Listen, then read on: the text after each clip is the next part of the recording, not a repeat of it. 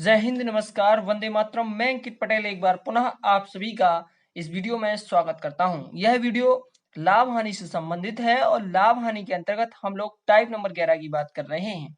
आइए देखते हैं, जब क्रयमूल और विक्रयमूल दोनों ही बढ़ाए या घटाए जाएं, इस टाइप के जब प्रश्न बनेंगे तो आपको कैसे करना है, आइए हम लोग समझते हैं। मित्रों, आपको ध्यान देना है। पहला क्वेश्चन नंबर आप देखिए। क्वेश्चन नंबर पहला में लिखा हुआ है कि एक दुकानदार अपना सामान 20% लाभ पर बेचता है। ठीक है, यहाँ आगे पढ़िए। यदि वह सामान को 10% अधिक पर खरीदता और 25% लाभ पर बेचता तो उसे 14 रुपए अधिक मिलते। यानी कह रहा है कि एक दुकानदार अपना सामान को 20% लाभ पर बेचता है।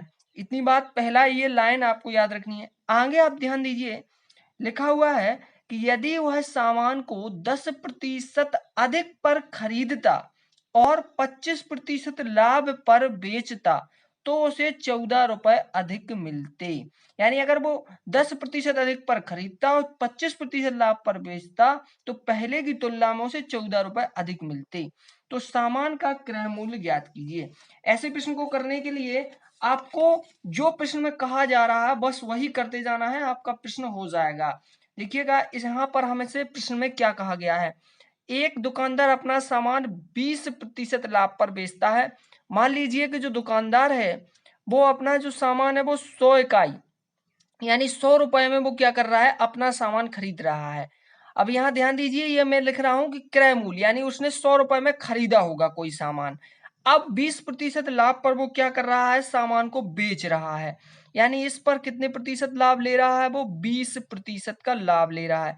जब इस पर वो 20% का लाभ लेगा तो वो 120 रुपए में सामान को बेचेगा। यहां तक आपको समझ में आया कि जब 100 रुपए पर 20% लाभ लेगा तो वो 120 रुपए में क्या करेगा, सामान को बेचेगा। अब आगे लिखा हुआ है कि यदि वह अपने सामान को 10% अधिक पर खरीदता, यानी जो उसने 100 रुपए में खरीदा है उसको वो 100 में ना खरीद के 10% अधिक में खरीदे, यानी वो कितने में खरीदे, 110 रुपए में खरीदता और कह रहा है कि 25% लाभ पर बेचता और इस पर किस पर, 110 पर खरीदने के बाद इस पर वो 25% पर बेचता। यही कहा गया है ना कि 100 रुपए जो थे पहले का जो क्रय मूल्य था उससे 10% अधिक पर खरीदता, तो यानी 110 रुपए हो जाएगा। और कह रहा 25% लाभ पर बेचता, तो इसका 25% लाभ जब निकालेंगे तो 110 गुणे 125 बटे 100 लिखेंगे आप। इस तरह से इसको लिख पाएंगे। अब जब आप इसको हल कराएंगे तो 25 से इसको काटेंगे तो 25 चौको 100, 25 पंचे 125। और यहाँ आप ध्यान देंगे तो ये आपका ऊपर ऊपर का गुणा होगा तो आपका आ जाएगा 550 बटे 4। यहां तक आपका ये आ पाएगा।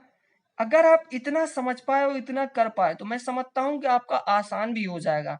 अगर आप इसको काटेंगे तो इसको अगर आप काटने की कोशिश करेंगे 2 से तो ये कट जाएगा कितनी बार, देखिएगा यहाँ पर 2 से काटेंगे तो 2 दूना 4 होगा और यहाँ पर 7 दूना 14 है और यहाँ पर 5 दूना 10 हो जाएगा, तो 275 आ जाएगा और नीचे कितने आ जाएंगे, 2 आ जाएंगे। अब यहाँ पर 275 बटे 2 आ गए हैं, इनको आप मानिए इकाई, इकाई यूनिट लेकर चलेंगे, इसको भी आप क्या मानेंगे, इकाई मानेंगे।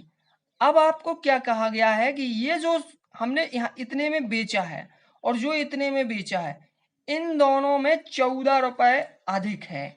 ये वाला जो वैल्यू है वो इस वैल्यू से कितने रुपए अधिक है, 14 रुपए अधिक है। ऐसा प्रश्न में कहा गया है 14 रुपए अधिक है, यानी इनका अंतर 14 के क्या होगा, बराबर होगा।